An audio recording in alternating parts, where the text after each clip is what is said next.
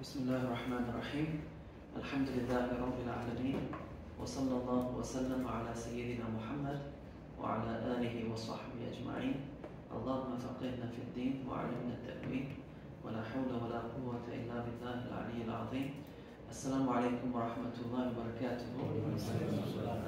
It's an extreme source of honor, pleasure, deep gratitude for me to be with you here all today. It's my first time in South Africa. And other than one trip I made after Ramadan, I would have said it's the first time for me below the equator as well. But now it's the second time. Great pleasure meeting you all, seeing how well established I think the Muslim community has been in Durban. I ask Allah subhanahu wa ta'ala to protect you all, protect your families, and make from your efforts, the foundation. In every generation we are building foundations. Something stronger for those after us to build. And so we have to realize that the story of civilization is that in every time we're just passing on something better to those who came after us, better than we got it. So it's like a race. We pick up something and we have to do something and we pass on something else. And sometimes we get knocked, meaning sometimes the race is going absolutely fine. Someone tackles you, beats you up and steals your steak and you can't have to start again. So in the story of our history, we've had knocks. We've had people destroying Baghdad, we've had internal civil wars. We've had knocks in history. Allah subhanahu wa ta'ala's hand is over history. But knocks don't change anything. Knocks might change the content of what you have to do. Meaning in one moment in history, the best thing to do is to serve the Sultan and be a good citizen. In other parts, the best thing you can do is to worship Allah secretly, because if you were to speak about it, you'd be killed, and you maintain that worship. But in both of those, what are you doing? You are passing on this prophetic trust. Allah subhanahu wa ta'ala says in the Holy Quran, وَتِلْكَ الْأَيَّامُ نُدَاوِلُهَا بَيْنَ النَّاسِ وَلِيَعْلَمَ اللَّهُ الَّذِينَ آمَنُوا وَيَتَّخِذَ مِنْكُمْ شُهَدَاءَ. Allah says those are days that we sort of rotate between people, meaning sometimes Muslims will be on top and sometimes they're going to be on the bottom. Sometimes you're going to feel glorious, victorious, triumphant. Sometimes you'll feel a bit defeated. Why aren't we winning here? Why is it so bad there? Why are we so behind here? Allah says that's His destiny for civilization. Just like it's in your own life, you will have days and years where you feel at the bottom in your health or your family or your business or your social setup. But these things don't last. You'll have other times when you feel really on top. And so these rotating opportunities in your life are just like what happens in our civilization history. And nothing is bad. Everything is just an opportunity to worship. And if you happen to be in a time when Muslims feel like they're more on the bottom, this is your opportunity to contribute to pulling the wheel up or pushing the wheel up. And if we succeed at that, and we intend that, and we lay bricks towards a better future, a second greatness, or a third or fourth, as you might count it in history, then our hope and prayer is that we will have the reward of all of those who come after us. It's as simple as that. There's a generation that came before us that built a masajid in this town, built Quran schools in this town. If it were not for their doing that, we probably wouldn't have the idea of being here today. So they have that reward, isn't it? Whatever we're doing today, the reward is theirs. Our job is to know what to do next. What we can do from where we are, so we have the rewards of those who come after us, and those who come after us can do much more than we could ever do. So what's the roadmap? Basically, this is the question. I wanted to explore one way to think about this question, like what's our job as Muslims wherever we are. And I'm going to claim and do my best to prove that Muslims wherever they are and whenever they are, they only ever have one job. Keep it very simple. And the one job is to, you could say, build Medina. I'll just say it like that, 2 words. We all ever have one job as a community in any time and place. It is to build Medina. Building Medina is the activity that starts our Islamic calendar. It is the project of our Prophet ﷺ where he brought the Muslims into a community. So when I talk about building Medina, I'm talking about building community. When I talk about building Medina, I'm talking about living correctly as an ummah. You can't separate Medina from ummah. So we'll talk a lot about ummah today. Building Medina is what it means, and when the Sharia, all of the Sharia was revealed in Medina. Rules of prayer, rules of zakat, rules of taxation, rules of war, rules of marriage, rules of trade. And so Medina is the beginning of this map of how Allah wants human beings to live until the end of time. And so Allah didn't just send personal teachings, Allah sent His Prophet لِيُظْهِرَهُ عَلَى الدِّينِ كُلِّهِ.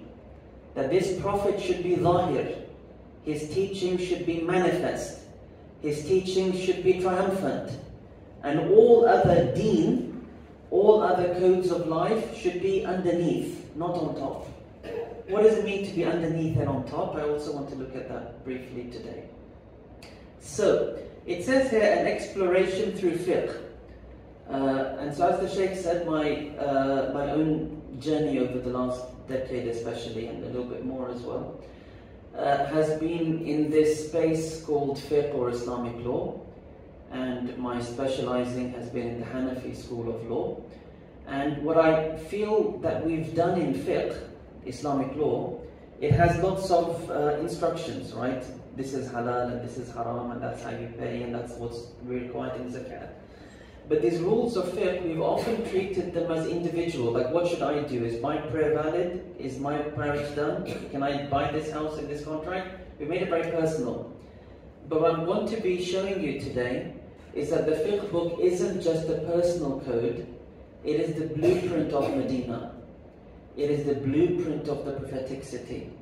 It's the essential map that we are collectively tasked to build wherever we are. And if we don't build it, we are not fulfilling the trust. We are not living as Muslims. We are not representing the Prophet as he should be represented in this age. Sallallahu Alaihi Wasallam. And to remind you also, this is the age of the Prophet. Sallallahu Alaihi Wasallam. He is the Prophet of 2024. The people who live around us, he is sent to them. Nobody else is sent to them, he is sent to them. Where is he? Here. He is here in his community. In the words of the Holy Quran, وَاعْلَمُوا أَنَّ فِيكُمْ رَسُولَ اللَّهِ. Know that, in the literal translation, in you is the messenger of God. He is through his ummah. How did he want his ummah to present itself to the world? It was through this sharia, which he built in the city of Medina. Which is why when he died, sallallahu alaihi wasallam, his only instruction to people, it wasn't actually to translate the Quran or to give YouTube talks or any of that. It was really simple. It was go over the earth and build Medina. Build the Medina in Kufa, build the Medina in Basra, build the Medina in Fustat, which was old Cairo. Build it in Damascus, build it in Persia, build it, build it. And do you know when the Muslims went to those lands, there was no forced conversion, there was no destruction of churches, there was no banning people from any of what they used to do. But over the centuries, people wanted to be part of this ummah. Because its sharia created honor for its community. So if you build an honorable way of living, that is the da'wah. Is that making sense? It's not all about what you talk or what you write, but what you build. That's what the Sharia is. Build a correct way of living in the world. That is what the final Prophet brought to mankind. That's the vessel for his message. Build it, serve it, the people will come. Because people are looking for a good way to live in this world. So that's the essence of what I want to explore with you today. How am I going to explore that with you today? There's a longer form of this presentation you can find online, over 2 hours, but when I talk to people, they say, I don't have 2 hours to watch this thing. So I'm going to do my best to do this in 1 hour, and you can go and find the longer form as well. What I'd like to do, briefly introduce fiqh, because many of us have different relationships with fiqh. Some of us have good relationships, Some of us, the relationship is a little bit on ice. Some of us, we want to forget the relationship. Some of us never had the relationship.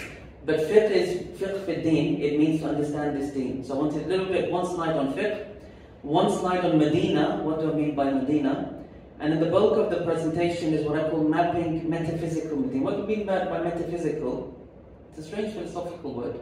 But all I mean by that is Medina is not a thing in the past. It is the reason for the present. Meaning what? Why is Allah subhanahu wa ta'ala creating this moment? Why is the world still running? Why? Because in this moment, Allah has an instruction for people, which is to follow this Prophet sallallahu alaihi wasallam. So Medina, you could say, that is the reason for this moment. This moment is a test. Who is going to serve this Sharia? Who is going to represent this Prophet? That's what metaphysical means. Meaning it's the higher reason for why we're here. It's not a moment in the past, but rather in the past, it was given its glorious form at the hands of this glorious Prophet sallallahu alaihi wasallam. But it's a duty always. That's what I mean by metaphysical. It's something higher which has to inform what we decide to do now. And if you ignore that, you're ignoring your job in this moment. When I say mapping metaphysical Medina, I just want to show you, today's presentation is just to prove something. It's not going to give you all of the details. I want to prove that fiqh really is a civilizational map. I want to prove the Sharia really is a vision for how we live in the world, not just how we live as individuals. A vision that we have to serve. So mapping is just to illustrate that through some cases. I'll be looking just at 4 chapters of fiqh, just in the view of time. Then finally, number 4 is building Medina. So what should we do today? Now, you were all in South Africa. My deep impression, and I'm curious to see how the discussion will validate or not validate this, is you're far ahead of us in England. You've done much more than we've done. And all that means is, your next step might not be the same as our next step. And it could be in different things. We have different ways to learn from each other. So I'll be curious to learn what it means to you all. And that's it. And then we will wrap up. Inshallah ta'ala. Monday part 1. Don't worry about that. Okay. Is fiqh law? So all I want to say is fiqh is not law. We call it Islamic law, but the word doesn't mean law. The word fiqh means deep understanding. The word law typically means it's a set of rules that you have to follow. Why was fiqh called deep understanding? It's because it's a tradition whose purpose is, when you study a book of fiqh, the purpose of that study is you deepen your understanding of what Allah wants from you and from the world. So it's actually a journey within, it's not a journey outside of you. That's why the great person of fiqh, the master or a grandmaster, what's a phrase they use for grandmaster? In the classical text, one of the words they used for grandmaster was faqihun nafs. That was one of the fond phrases. Faqihun nafs, what does it mean? This person has a deep understanding that has meshed with their soul. They really comprehend and can sense and can articulate in any time and moment what Allah wants from us. That's it. It's a journey to develop your own ability to reason. That's why I like us to think of fiqh as theology. If you're looking for an English word, what does the word theology mean in English? It's learning about God. When you learn fiqh, you are learning about Allah subhanahu wa ta'ala. How? Allah subhanahu wa ta'ala has 99 beautiful names. Amongst those names is the name Al-Hakim. In the fiqh, you are having a very detailed acquaintance with your Creator through His attribute of wisdom. And the goal is that you become the mirror of His wisdom on this planet. And that's the honor of the human being. Our ulama say, Allah subhanahu wa ta'ala made the human being to be إِنَّ اللَّهَ خَلَقَ آدَمَ عَلَى صُورَتِهِ, the Prophet said sallallahu alayhi wa sallam. أو قال على سورة الرحمن. Allah made Adam in the form of Allah subhanahu wa ta'ala. What does that mean? To represent the beautiful traits of Allah subhanahu wa ta'ala. So in fiqh, you're actually sitting with your maker. However crazy this might sound, if you calm it down, you are sitting with your maker. And you're understanding what he wants. and you're trying to learn to inculcate that wisdom. Fiqh as a civilizational map is what I want to show you, that in this tradition, whose purpose is to deepen your own wisdom, this tradition shows you how Muslims and how human beings are meant to live in the world. And that's what I want to show you. And I want to suggest by the end of this that we are duty bound to construct Medina wherever we are. Very good. Now, Medina, there's one slide on Medina. Medina had many names. One of them was, amongst them was Dar al-Hijrah, Dar al-Islam. Dar al-Hijrah, what does Hijrah mean? It means to leave behind. And the Muslims did the most difficult act of Hijrah that instantiated our character, right? They left wealth and businesses, families, everything behind. For what purpose? يَنْصُرُونَ اللَّهَ وَرَسُولَهُ, so that they could just stand by the Messenger of Allah sallallahu alaihi wasallam in this building of Medina. Hijrah is something we all have to do. Hijrah doesn't stop because we cannot get to a new future for our community without leaving behind what is familiar to us. You want to be alone, you want to stay home all the time, but the Sharia says no, build a mosque and pray in it. Get to know your ummah, you have to leave behind something.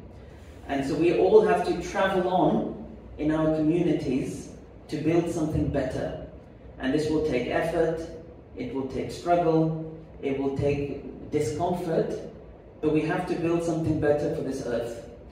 The archetypal city, what do I mean by this phrase? It's that all across history for 1400 years, whenever any Muslim in any language uses the word Medina, it always means his Medina, sallallahu alaihi wasallam, even though in Arabic, Medina just means city. And so throughout our history, the only city worthy of the name is the city of our Prophet, sallallahu alaihi wasallam, which by modern standards is nothing but a basic village. And so what makes a city in Islam is not the technology and it's not the materials. What makes a city is it's mirroring the institutions that our Prophet established, sallallahu alaihi wasallam, the skeleton of which we want to look at today. Every other human settlement is only Medina in as much as it is close to his city, sallallahu alaihi wasallam. The word Medina means the place of deen. And deen means surrender. So the Medina is the place where the Sharia of Allah subhanahu wa ta'ala is over everyone. And it's only in true surrender to what is higher that human beings can flourish. And human beings are liberated. Because the truth of the matter is, as one gentleman said to me, may Allah have mercy on him, he died just a few days before I came to South Africa, Shaykh Abdul Sabur. He said to me, whenever anybody preaches about equality, equality, equality, he said, they're the ones who are trying to take control. And you're going to realize this. We are completely under the yoke of business interests and financial interests and tech interests, and we think that we're free people. And actually we are subjugated in so many ways. Medina is to save us from that subjugation. We are under the deen to Allah subhanahu wa ta'ala. So that's why, as the Sahaba said, we've come to liberate people from worshipping people to worshipping Allah subhanahu wa ta'ala. At the heart of what Medina represents is what I've called here social political impetus. We could summarize that with the word ummah. Ummah, ummah, ummah, ummah, ummah. We have to talk about that quite a lot. In my little time I've had in South Africa, people have had different conversations to me about divisions and not being able to come together and this over there and that over there. What I want to suggest is we will not be able to build Medina without understanding the sanctity of each of us. And Medina is only to ensure we can work as one. Working as one is what politics is about. Politics, don't think of any complicated definition of politics. Politics is collective action, bringing together a large group of people for common purpose. That's what the ummah is. It's a collective, and the Sharia is the way to bring people together. The Sharia has a lot of focus on justice, on leadership. What is leadership for? Not so people can be leaders, but so that we can move as one. Without a leader, I'll move this way, you'll move that way. That's why politics is intrinsic to the Sharia. And by politics, I don't mean whether you vote or don't vote, whether you believe in monarchy or you don't believe in monarchy. I mean the fact that the Sharia necessarily is about building a structured ummah. So that the divisions we might have in our mosques, they stay intellectual, but they don't prevent us from acting collectively as one. Because any fracture in the ummah is a weakening of Islam. It's as simple as that. And Madinah is how to overcome that fracturing. And so anyone who can advance our current moment to a moment where our community can act collectively as one is a person who is an important, intrinsic actor in building Madinah. Is that making sense? You don't have to have a lot of complicated fiqh in this. At the heart of it is building structures for the ummah to move as one. That's entirely what this all is about. This picture, I've asked people to improve upon it, but nobody has yet done a better one. It's not very good, but it's the picture we're going to look at today. What it's trying to do, in a very summarized way, is to lay out the chapters a student typically studies in a book of fiqh. They'll study a book of purity, then they study a book of prayer, then they learn about zakat, fasting, hajj. After they finish the chapters of worship, they study a whole list of chapters about trade, buying and selling and money exchange and what exactly is riba and a whole host of chapters. Then they learn a whole host of chapters about family law, marriage and divorce and inheritance and child maintenance and lineage and a bunch of chapters. Within that, at some point, they study a chapter of qada, which is about the Muslim judge and testimonies and witnesses and oath swearing. And at some point, there's this chapter on jihad, which is the most overtly political topic. You learn about war, you learn about peace, you learn about taxation, you learn about interaction with other nations. All of that is in Kitab al-Jihad. So why have I represented it in this way? Is because I want to illustrate to you, and I'll focus on the dark blue elements of this diagram today, because they're the most important ones for this picture, is that this fiqh collection of chapters is not just a collection of chapters. It really comes together in a most artful way to build a structure for the ummah. And that's all I mean when I say build Madinah. It's not about going back to the sand, it's not about going off the grid. It's having a way that we work together as a community off of this skeleton. What I will be showing you today is nothing but a skeleton. It is not everything which you must build. But if we serve the skeleton, it will guide us to the other institutions that we have to build. But this is what I mean, and I'm going to show you that everything in a fiqh book, including prayer, is deeply political, deeply social, deeply embedded in leadership, and deeply showing us how to come together as a strong ummah. But I'll focus on only what's dark blue here. And that's it. I'll be giving you masail from Abu Hanif's fiqh. And this presentation is not a Hanafi presentation, it's a Sharia presentation. Meaning, if you were to replace the mas'alas, which means the statements of law from Abu Hanifa's school, it's fine. Replace all of them with the Shafi'i school or Maliki school, it doesn't matter. All of the fuqaha was summarizing the same reality, which is the Madinah of our Prophet ﷺ. And so you can replace them with other cases and you'll end up with the same map. But just to illustrate the map, everything you're going to see today is from the fiqh of Abu Hanifa. Very good. Okay, let's look at the book of prayer. We're going to jump into our survey.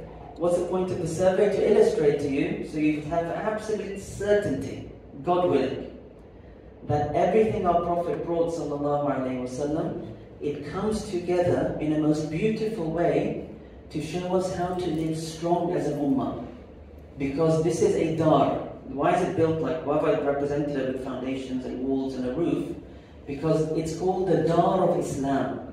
The house of Islam is what Madinah is called. And if we enter that house, we're going to be in safety. وَمَنْ دَخَلَهُ كَانَ آمِنًا. If we enter the Sharia, we'll be in safety. We have to build safety for those who will come after us. Let's look at this one by one. The political, social angles of prayer. Is prayer social and political?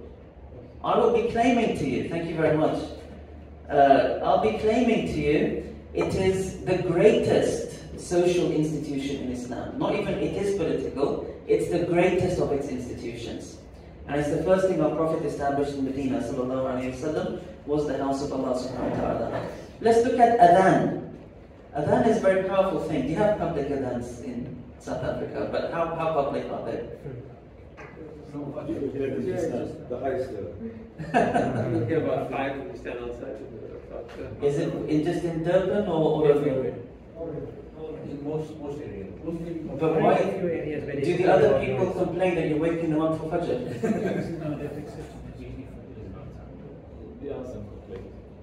But the law protects you doing that without the Fajr. Fajr only. Huh? And for some of the areas for Fajr you can't do it out loud. But And for all the other ones you other can. four we can. Yes. See, this is quite amazing. There are certain masajid which have taken a decision not to give the adhan over the mic for the they have done. Now, this is quite fascinating. Again, that's why I said I think you'll be quite advanced over us in many ways. Because the adhan is, I like us to think of it as the anthem of Darul Islam. It's the declaration that this space is the space of Allah and His Messenger. Which is why, in a Muslim settlement, if they refuse to give the adhan, according to fiqh of Abu Hanifa, the government is compelled to go in and force an adhan to happen. If it means sending in the army, if they fight you, you have to make sure the adhan is happening. It's the government has no option in this, but it's the declaration that Allah and His Messenger are over this realm. It's a very, very powerful symbol of belonging. And so I'm going to call it that deeply social, deeply political. We then have the duty to establish public prayers. Similarly, the adhan is a call to group prayers, i.e. masajid with jama'at. Wherever Muslims, wherever there is a settlement in a Muslim country or Muslim government where there's no public prayers, the government is compelled, no, you have to establish public prayers, you have no option in this. And so you cannot have a Muslim settlement without public prayers. What the individual does is a separate question. Someone is busy and working and caring and so on. But as a public, we must have a space in which people gather 5 times a day. And what does that do? As you all know, it is the foundation of building an ummah. If it were not for masajid, creating people's praying shoulder to shoulder, we would have no sense of an ummah. We have no sense of we are one. And we have to stand for each other and defend each other. And everything else that has come off the back of that. That's why the mosque is the greatest institution. People who don't even enter the mosque, they still benefit from the community the mosque is anchoring. You will have this for sure, and we're obviously a newer community than yours. Everywhere I go, I'm like, we represented an advanced community. I went to Brisbane and they were new, and I went to Auckland and they were, I said, you're young, but we've been doing it for a while. But I've come here and I have to have humility in front of all of you, because you're far more advanced in so many of the examples I will be sharing. But in mosques that have been well established, Muslims start living there, and you have your halal butchers and the restaurants and your charities, and the mosque brings the community together. It encourages Quran clubs and classes and other social grouping. Mosque anchors ummah. Ummah is at the heart of what the Sharia is about. The Prophet said, sallallahu alaihi wasallam, as-salatu imadud din. Prayer is the pillar of the entire deen. And you can see why. Because of what it creates. Even if you're not stepping foot in that mosque, it will create the ummah. If you're living around it, you are the beneficiary of this masjid. The mosque is the place, prayer is where we taught about leadership as a community. And so in the 5th book we talk about what are the desirable traits of the imam of the prayer. And they talk about knowledge, and they talk about memorizing Quran, they talked about sunnah, they talked about, appearance. The idea is, the mosque, as you all know, is our essential education on how to live in an ummah. That you cannot stand alone, you must stand in the group, otherwise you can't benefit from this mosque if you're not going to stand with the group. You must stand behind the leader, otherwise you won't be able to pray as a group. It's not conceivable to pray in a group without a leader. And that's the reason for leadership in all of the Sharia.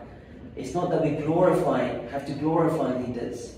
But the fact is, you can't move as one, as an ummah, without leadership. That's why the Islamic theory of the family has leadership in it. In that case, of the husband and the father.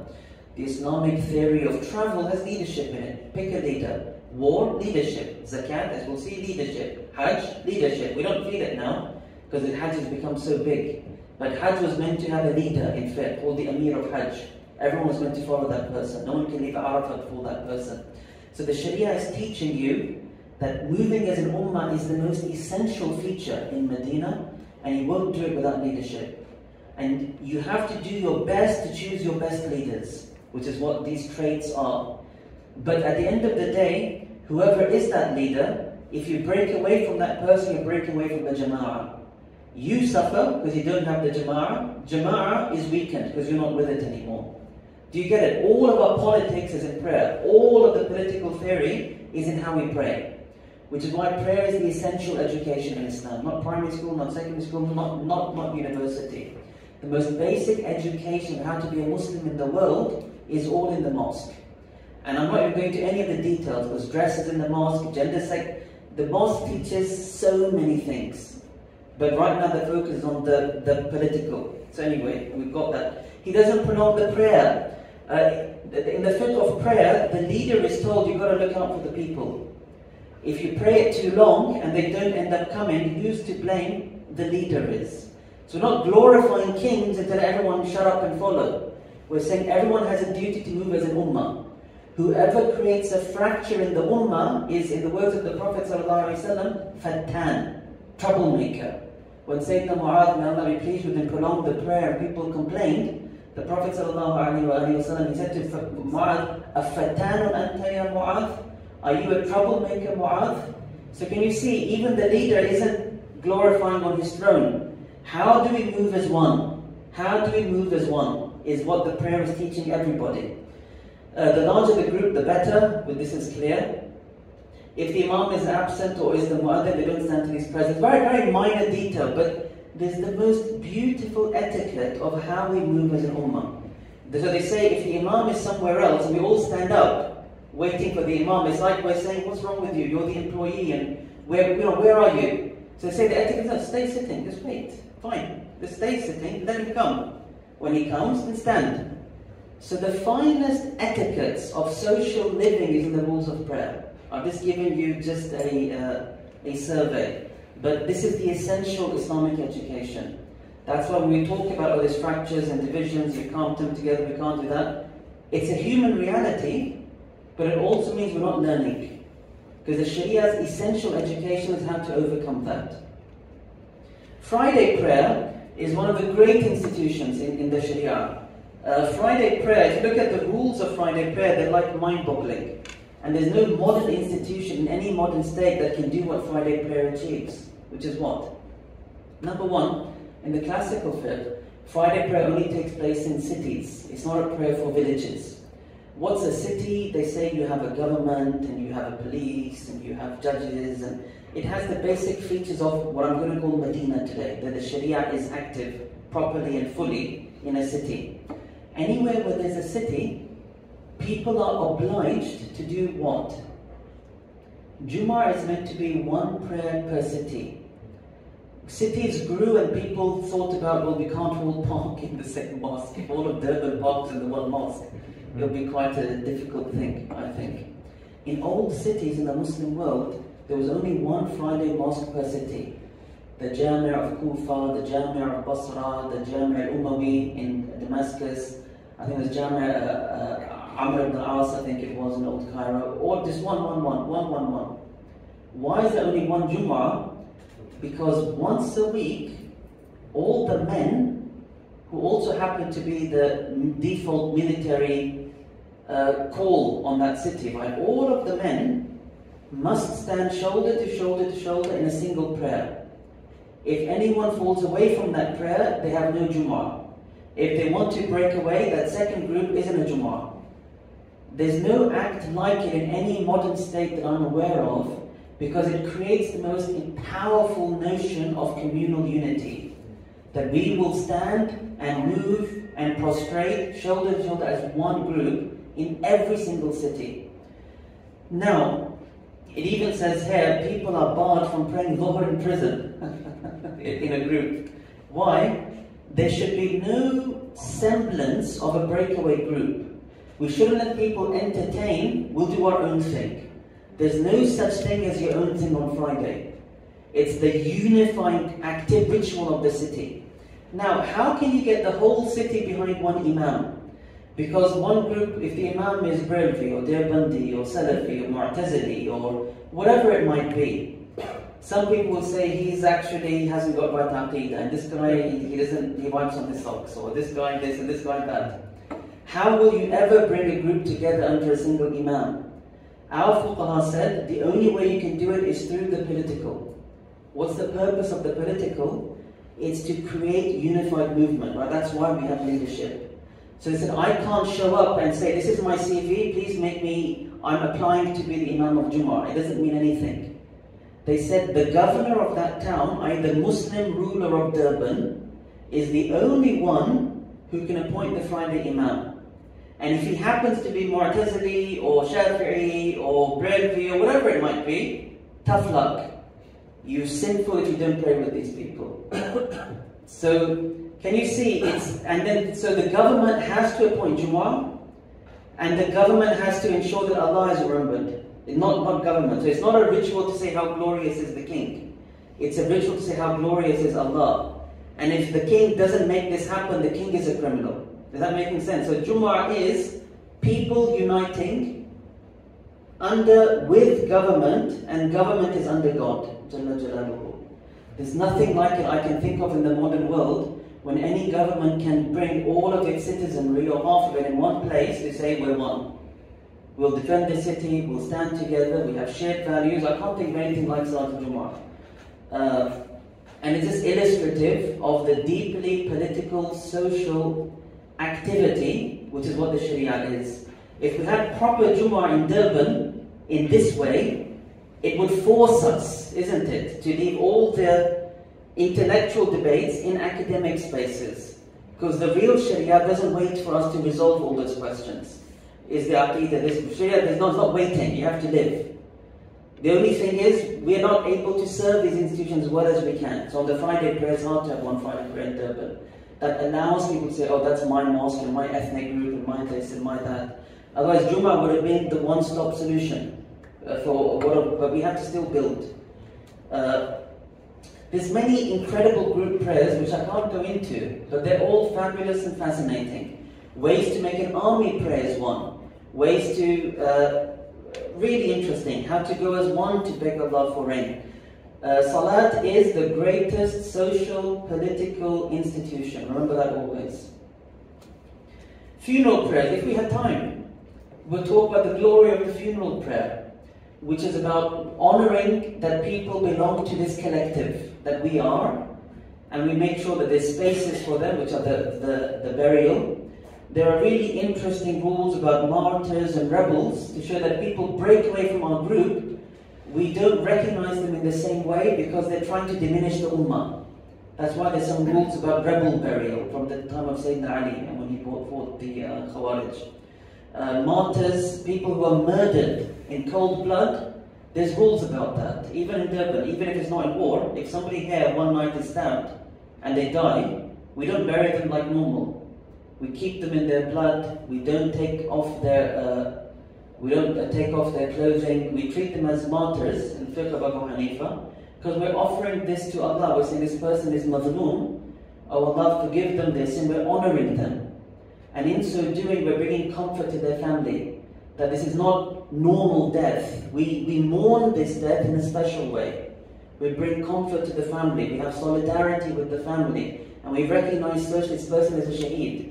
And we ask Allah to have mercy on that person. So that's the last thing I'll say about prayer, but there's nothing like prayer. Just remember that. Remember that the miracle of our Prophet ﷺ isn't just that he brought a book with words that didn't come from him, but it's everything that was in that book.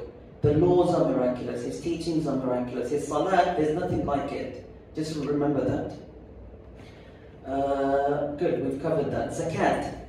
Zakat is something I've started working in. So for the last 3 years, I made a transition out of the classroom and into this, we could say, activist space. And I'm CEO of National Zakat Foundation now in the UK. Why did I do that? It's because of what we're discussing today. I felt that fiqh, in its core, has an activism in it. Meaning you have to build something in the world. Fiqh doesn't belong in a classroom. A classroom is where we inculcate the training. We bring on the hikmah. We grow together. But the growth has to lead to something. And that something is building, if I use the metaphor of today. So zakat, why is zakat such an important institution in the Sharia? And it's really the twin of salat. So the Quran mentions them side by side in the Holy Quran 28 times. Sayyidina Abdullah ibn Mas'ud, he said, we're told to pray and give zakat. Whoever doesn't give zakat has no prayer. And what he meant by that was they were really taught like this. Not separate, but really together. Sayyidina Abu Bakr as-Siddiq, may Allah be pleased with him, he said, Wallahi la uqatilanna man farraqa bayna salati wa zakat. By Allah, I'll fight whoever separates salat from zakat, because they're like this. What is so interesting about zakat, again the purpose of today is how everything in the Sharia is about how to live in the world as an ummah. So first of all, what's so interesting in zakat is that it combines worship and taxation in a very interesting way. Because politics is under Allah subhanahu wa ta'ala, remember that. So Jumu'ah was politics and worship, if you looked at how we talked about it. Zakat is the same. So a government, a Muslim government, is compelled to collect zakat. And you have to collect it. So it's a taxation system. Everyone who's a citizen in a Muslim government has to pay it. You're a criminal for withholding it. But the government has no right to choose the categories where it goes. Because it's Allah's taxation. The government is just a representative of Allah on the earth. So again, like Jumu'ah, it's people under government under Allah subhanahu wa ta'ala. And it's a very structured system at the time of our Prophet sallallahu alaihi wasallam. People had jobs. There were collectors on the borders. There were shepherds whose job it was to look after the camels that were collected in zakat. There were scribes whose job it was to inscribe what wealth has been recorded. It's a full system. And that's the issue when we relegate zakat to just a personal duty. I paid my zakat, I did it on mine. Oh, you've done it there. But what have we built? Where's the system? Why is it important to build a system? Because that's what takes us forward as a community. We have leadership, we have structure, our money is working in accordance to the sunnah. That's how you build community. So I'm saying zakat is a system, it's not just a personal duty. If you serve zakat without serving its system, it's like serving prayer without ever building a mosque. We just do it at home in our pajamas. Half of us won't even pray, we'll lose the habit because there's no one praying publicly. Is that making sense? Zakat is like that. We've got to get out of the pajamas, to use the metaphor, and make a system so people will come. And people will glorify Allah for seeing the mercy, which is zakat. Right now, we don't experience it in the same way. And again, your community is more advanced, so when the time comes, I'd like to get your thoughts on what could come next for zakat in South Africa. I'll skip the rest of this, just in interest of time. Zakat, the rules of zakat have two interesting constraints which I think we should always keep front of mind. We talk about zakat as a system to create ummah. The first is that zakat is only paid to Muslims. Zakat is not charity in general, which is something the Sharia has encouraged, the Quran has encouraged from the beginning to the end of the revelation. Zakat is something much more specific. And what is it? It works along with salat to really make it real to belong to the ummah. So when anybody says, La ilaha illallah Muhammad Rasulullah sallallahu alayhi wasallam, then whatever their lifestyle might be, and whatever their appearance might be, and whatever their grouping might be, by virtue of La ilaha illallah Muhammad Rasulullah sallallahu alayhi wasallam, they have a right on your wealth. That's very powerful. Can you see how the Sharia kind of allows us to sidestep a lot of our intellectual or emotional or academic debates? It's fine. Debate it out in the university, But life has to follow the Sharia. Sharia doesn't look at these matters. Whoever says La ilaha illallah Muhammad Rasulullah, whatever their lifestyle, whatever anything else, they have a right on your wealth, and you have a duty to look after them. It builds ummah. It tells you ummah is like blood. Ummah is like family. The other really interesting thing about the zakat is that the sunnah of zakat is that it's paid in the area where you live. And in classical fiqh, this meant the city where you live. Not even country, but actually the city. In the classical fiqh, the only debate our scholars had was, is this localizing of zakat fard or sunnah? But no one felt localizing was irrelevant or external. It is part of the essential system. Why is that? Because it's meant to create within us a sense of responsibility for the ummah where you live. And that is meant to unlock what? A particular form of activism. That some amongst us become essential. You know, every community has uncles or aunties or helpers or people who really know who moved in last week and what are their needs and what are their struggles. These people become pillars of our community because of zakat. They no longer become just people who have free time, who just happen to know about people. They become your support. It's like, we need you. Tell us who's here. Tell us what their concerns are. Tell us how we can support them. If we don't have people like that, we're not serving zakat. We're not on a pillar of our deen. Can you understand that? It's really important. It unlocks a sense of responsibility where you are, and it sets a pathway to leadership where you are. Because we have to have people who are experts. We have to have a way to pool the zakat and distribute it. We have to have systems we can trust. We have to have governance. So it naturally creates the next step in leadership for our community, and it's essential. That's all I'll say on this point, but the reason why, if I speak about my UK context, it seems to me that making a viable zakat system in the UK, I feel it is the next frontier for our community. And I feel it's probably the biggest thing that can be a game changer in our community. Why is that? It's because we have a lot of good mosque communities, and we've done that level 1. But we can't agree over moon sighting. We can't agree over qadi, justice and other matters. But in my own experience over the last 3 years, zakat brings people around the table.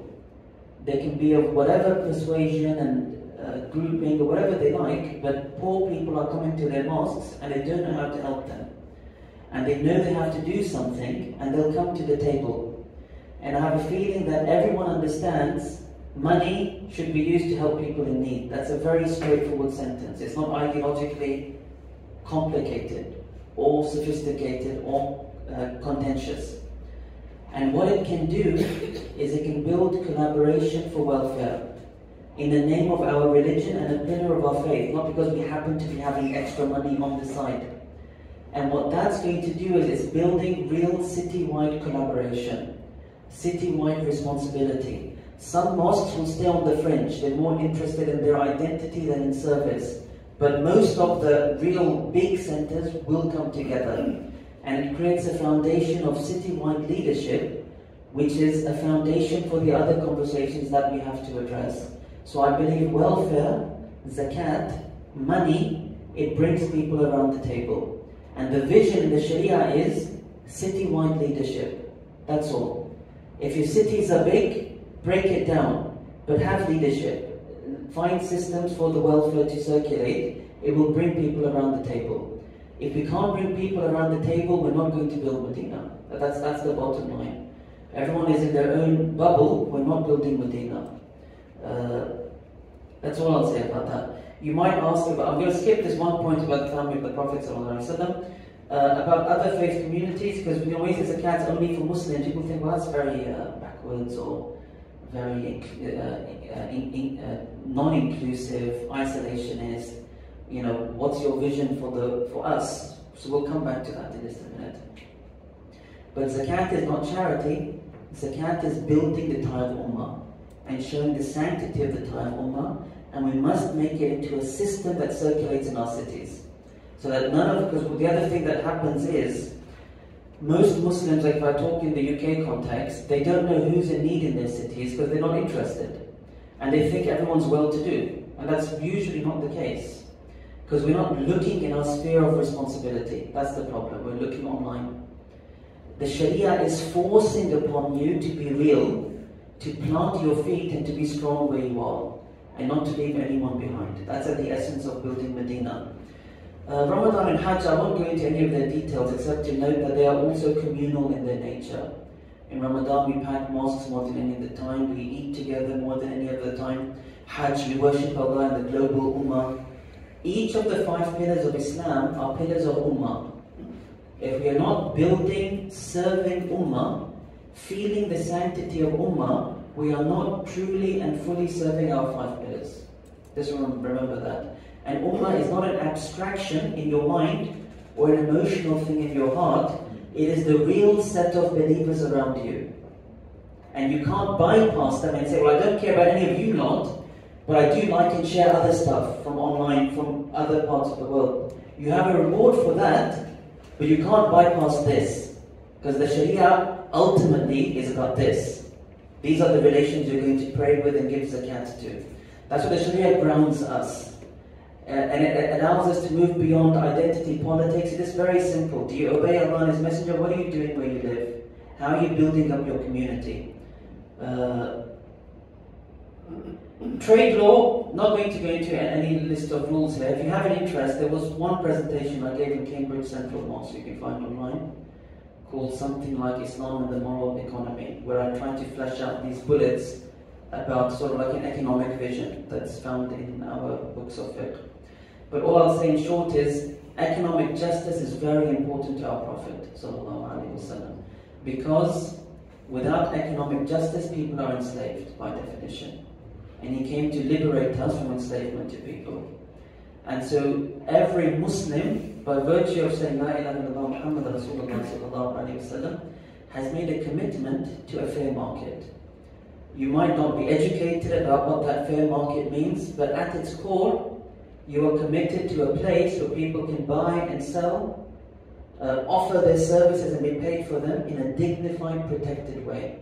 And the Prophet came sallallahu alayhi wa sallam to protect these people in their market. Just remember that, and the rest of the details we can come to subsequently. Family law, the Prophet sallallahu alayhi wa sallam, he came to protect the sanctity of family. Especially the rights of children. To have their fathers, to know their fathers, and their fathers being legally responsible for them throughout their growing years. It came to protect this unit and to give sanctity to this unit and to protect this unit from its disputes. But the dark blue one is qada. You will not have Islamic family law without Islamic adjudication of people's disputes. You won't have it. So you might do nikah, but you don't really have the system of nikah. Again, it's like praying in your pajamas and never having a mosque. So that's why I talk about, again, the next frontier for us in the UK. Maybe I'll ask you all maybe we'll start with my questions at the end. I haven't asked you about your zakat experience, I want to ask you about your qada experience as well. So for us in the UK, what I tell people is, we only have a shell of family, we don't really have family law. We do nikah out of necessity, but nikah is meant to create rights. We have to make the systems in place that take care of those rights. If we don't do that, this is not Islamic family law. And people have every right to complain that Muslims oppress women or don't give rights to this. Why are they saying that? It's because we don't have family law, we just have nikah as a contract. And so the qadi becomes the essential pillar of Darul Islam. If the foundation of this building is the ummah and the clear notion of ummah that the 5 pillars are building, then the walls of social dealing are only going to be protected by the pillar of qada. The qadi is what our Prophet was, sallallahu alayhi wa sallam. He was the qadi in Madinah. He sent Sayyidina Ali to be the qadi in Yemen. It was of the most honorable of duties, which is to sit in, it used to be in the mosque, to sit in the mosque and judge between people in their disputes. Why is that? Because if the whole Sharia is about the sanctity of an ummah that can move as one, anytime there's a dispute, there's become a fracture within the ummah. We need to, as soon as possible, mend that. And how do you mend that? Through justice. Yes, someone might feel that the judge got it wrong, he didn't listen to my this and that, that's fine. Two parties will never be fully in agreement over a judge's judgment. But what the judge's judgment does, it closes the matter. We don't want year-long disputes. Is this house mine? Is this house yours? And this business, it should, as quickly as possible, conclude it, close it. That's why the Qadi was meant to be in the mosque. The Qadi was told, don't waste it, well, not waste your time, but the Fuqaha said, if the Qadi is busy with judgments, he shouldn't be praying Sunnah prayers. They said that. Pray your Fard, go back to the chair of Qada. You're meant to help people resolve their disputes. So that's all I want to say, that it's the most essential institution. We in the UK, we're starting this journey. When I come to question time, probably I'll just keep talking so I don't overstep. I'll keep my eye on 8 o'clock. In my mind, I started at 7. In my mind, because that's what I saw, not because I mentioned it. I want to ask you at the end about this. So in the UK now, we're starting with these Qadi courts, Islamic Sharia councils. It's a very tricky business. People are marrying and divorcing, and maybe this procedure wasn't the best, and that, it's very early and messy. But I believe it's a duty for us to go through this and make it mature and tidy. Otherwise, you will not have an ummah. It's as simple as that. And I'll come to a little bit more about qada once I come to jihad. Jihad is very important.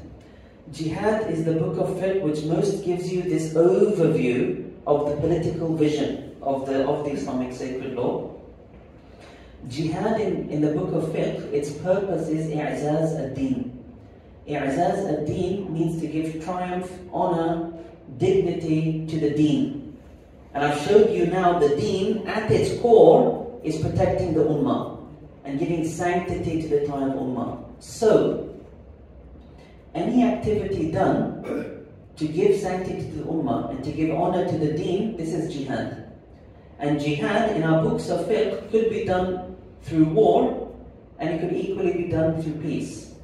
So, in our classical fiqh they say if there's a Muslim ruler and there's another hostile nation, if the Muslim ruler sees that making peace with them, a peace treaty, is the best way to protect this ummah, then that peace treaty is called jihad in our fiqh books. They call it jihad ma'nan. It's in the meaning of jihad. So peace and war are equally jihad. Remember that. Jihad is not fighting. Jihad is i'zaz ad-din. It's a calculated activity undertaken to bring our triumph and honor to this ummah. And it could be through war, and it could be through peace, but the point is, it's a civilizational view to take care of our ummah. Now, in the Kitab of Jihad, my diagram has gone very broad now. In the Kitab of Jihad is where we learn about other faith communities. What do we learn about these other faith communities?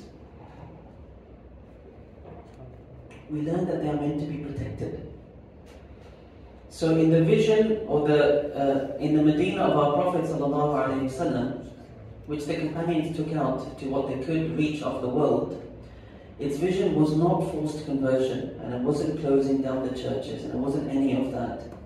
It was to liberate people to follow what they believe under a government that represents Allah and His Messenger, which is building out the institutions of the Sharia. That's it. So what you have as a map, why is Kitab al-Jihad the umbrella? Because they think out there, jihad is about killing non-Muslims. In a fiqh book, jihad is protecting the non-Muslims from killing. Is that making sense? Because once they come in, the Dar of Islam, the whole purpose is to protect them. And no one can violate their right to follow what they believe, even in a very extreme case. Here's a case from the book of marriage in the Hidayah. It's the fiqh of Abu Hanifa. What does he say? So when the Muslims went into Persia, the people there were Zoroastrians. We call them Majus in our fiqh text, or in English we translate that as Magians. So these Magians, they were remembered in our fiqh, in our history books, that they believed in the permissibility of incest. Meaning a man marrying his mum, a man marrying his sister, a man, I assume, marrying his daughter as well. I assume they would have allowed that as well. So then in the Masail of Abu Hanifa is a question that is posed. What if a man marries his sister within a Muslim country in Darul Islam, and he's a Magian, and he wants to separate from his sister?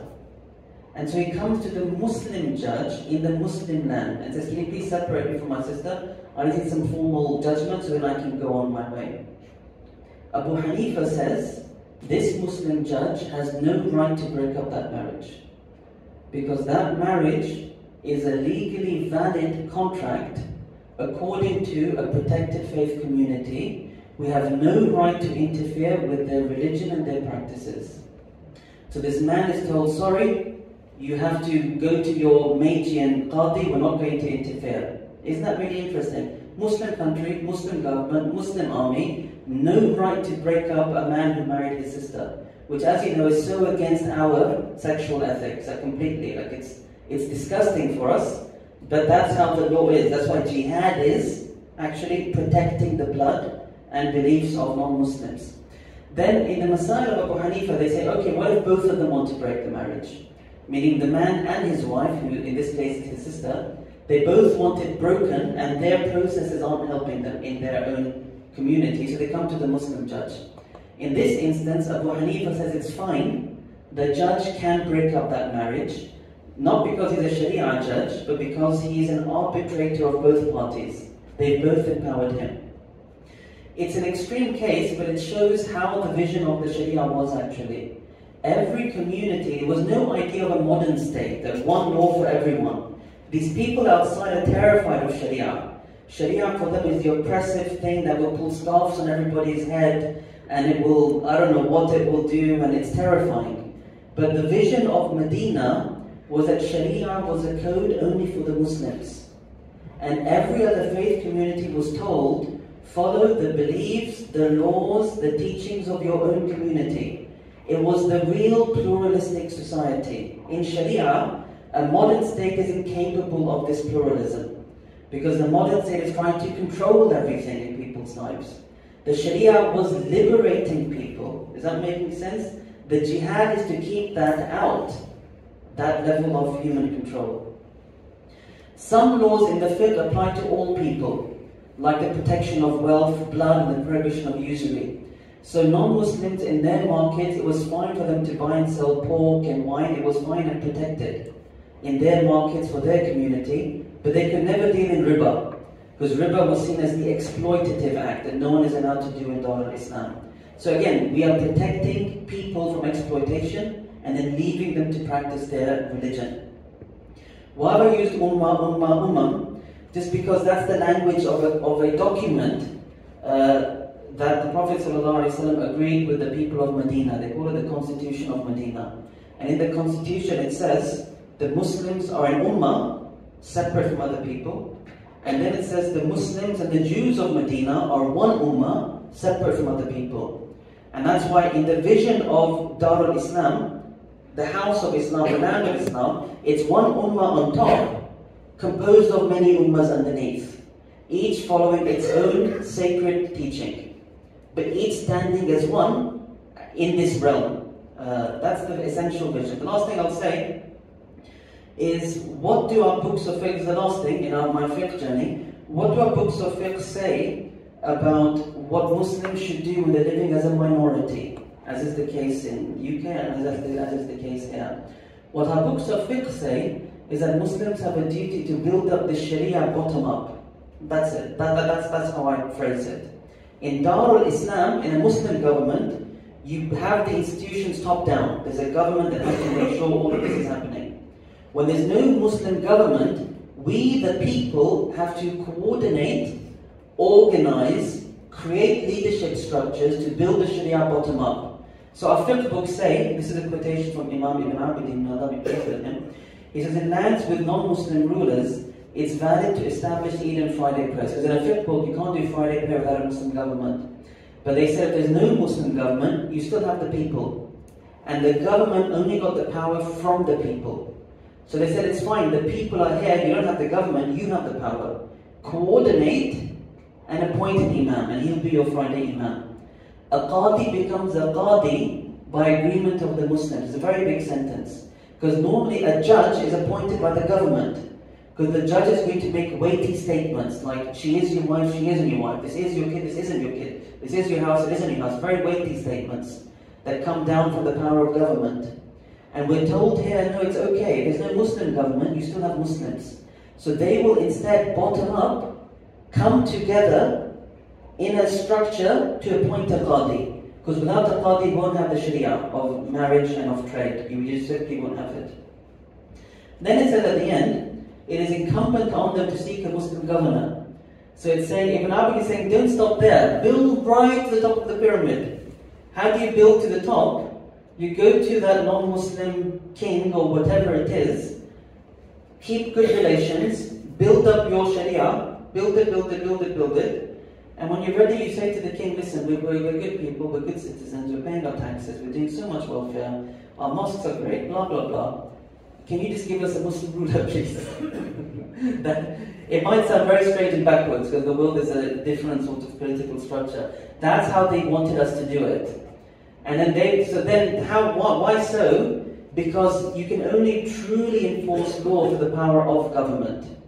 Because when that person says, he's your Muslim ruler under King so-and-so, like imagine under King Charles, there's under Muslim governor of Britain, because he's connected to government, he has more power to enforce the Sharia.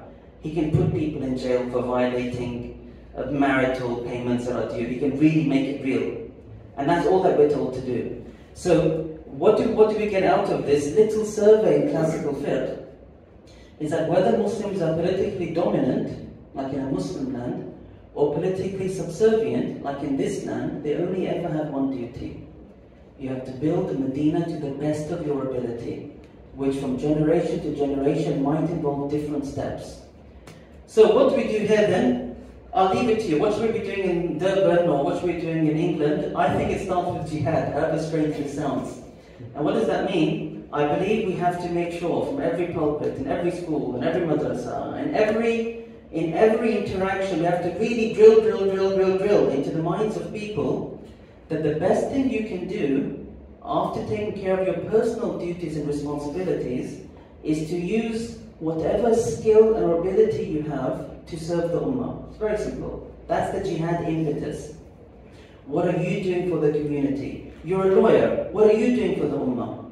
You're a doctor. You're a teacher. You're a laborer. You're a poet. You're an author. You're a this. You're a that. Allah has you're rich.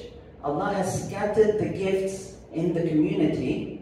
Everyone should be told the highest thing you can do in your life. Our Prophet said, sallallahu alaihi wasallam, وَذِرْوَةُ سِنَامِهِ الْجِهَادِ. Like the highest hump of the deen is jihad. That's it. So once you've done your basic, within yourself, you've taken care of your dependents, you've housed them, you've clothed them, you've sheltered them, you've done what you have to do, and then if you have a surplus in time, or a surplus in wealth, or a surplus in anything else, the highest thing you can do is to use that surplus to bring honor to the deen, to bring honor to the community. Are you an organizer? Then organize. Are you a peacemaker? Then bring the people around the table and make the peace. Is that making sense? It's the jihad narrative. We live for the ummah. We bleed for the ummah. We die for the ummah. And ummah is not just something on Facebook. Ummah is the real set of relationships, really where we live. So it starts with the jihad narrative. We live, die, bleed for ummah. And it's real, and it comes out of our surplus. And it could be anything that enters your heart of how you can use your gifts to bring unity, to bring honor, to bring dignity, to bring Madinah to where you live. After that, we just go through the map. Maybe in the UK, we have mosques, we have group prayers, we don't have public adhan, but I'm not convinced that A, will achieve it, and B, it's the right place to start for us, because it's the anthem for Dar al-Islam. If you've done it, you've basically half-conquered the country, is what it is. So it's amazing that you've done that. It's like you've put the flag on the parliament without them realizing the flag's on the parliament. That's what it looks like with the public adhan. It's quite remarkable. But one thing is Jumu'ah. Jumu'ah should be centralized, so maybe we coordinate Jumu'ah. We have standards for the Jumu'ah Imam, which we don't always have, where we are. Zakat, I told you, I believe it's the next imperative, it's the next frontier. I think it's the next game changer, and I think will transform what it means to be an ummah, where we live. And I'll come to ask you when I'm done, one of two questions I have for you. What's your zakat experience for yourself as individuals and your view of it? And what you think might be the good next frontier for zakat in South Africa? I think qada is really important. I've stressed it today. I think we have to find a way to address it, because qada fixes problems in marriages. Qada fixes Ramadan and moon sighting, by the way, just tied to qada as well. And qada is about our sense of a moral vision for our communities. We have to think about trade law, and we have to think about, we've made Islamic financial institutions which have essentially carved out a space for us to breathe in a riba economy. But can we do better? Can we imagine Sharia-informed solutions based on actual cooperative, sharing, non-exploitative solutions? So a generation before us have taken this to where we are today, called Islamic finance and banking. It's good, but what can we do next? Or should we just stop there because it's profitable? These are things for us to think about. Last thing I say is this map is not everything in the Sharia, it's the skeleton. If we serve the skeleton, we'll know what to do next. So for example, mosques were the original places of gathering. If you read our history, mosques gave birth to universities. Mosques gave birth to madrasas. Mosques gave birth to, they called them khanqahs or zawiyas. People would gather for spiritual activity. So it's like, I'm not saying these are the only institutions. These are the skeletal institutions of Medina. If you build them, you'll be guided to other matters that you have to build. I've not mentioned education here. Education is the enabler of Medina. So we have to figure out, how do we educate people? How do we reach people? How do you mobilize people? Through imam development, through all sorts. So everything fits in.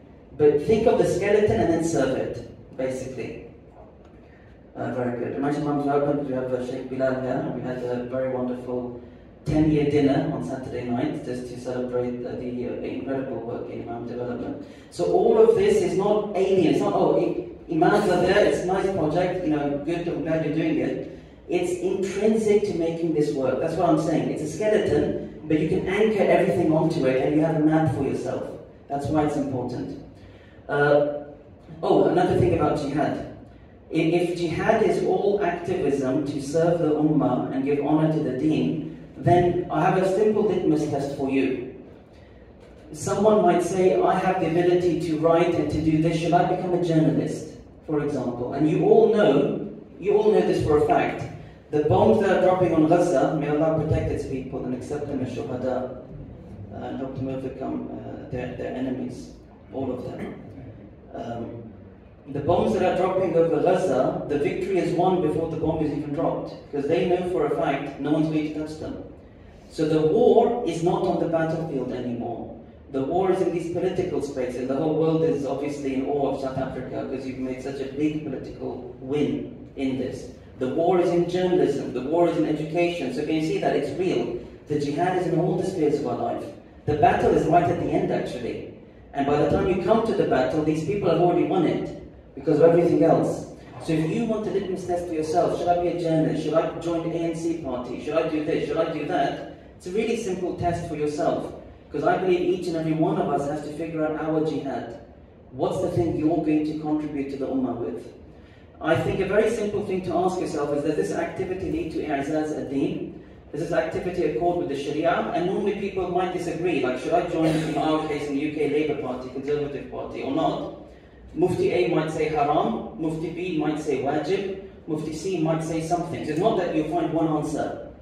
But like in most things in your life, you have to ask, you have to try, you have to pray, you have to consider, but you have to make a decision. Is this what Allah wants from me? And if it is, then you do it. And even more than that, you have to do it if nobody else is. Simple as that. Meaning, if it enters your heart that joining a political party is something the Muslims need, and if when you assess you are the only one who can do it, or the best one that can do it, then what right do you have not to do it? It's a bit of a scary way of putting it, but I want you all to think about that. And there's a masala in our fiqh that says that, by the way. In our fiqh, there's a masala in Kitab Adab al-Qadi. Everything is in the fiqh, because our tradition is glorious. We just don't always know how to learn from it. In our book, Adab al-Qadi, there's a mas'ala that says, should I be a Qadi or should I run away from being a Qadi? Abu Hanifa died running away from being a Qadi. He didn't want to be in this corrupt governmental structure. Our scholar said it's fine to run away to be a Qadi unless the person they're going to appoint is not fitting for this role, then you have to be the Qadi. So that's the basis for this from our fiqh. Virtue of dying in Medina. You all know how beautiful and rewarding it is to die in Medina. And yet you also know that a very large number of the companions did not die in Medina. They died out.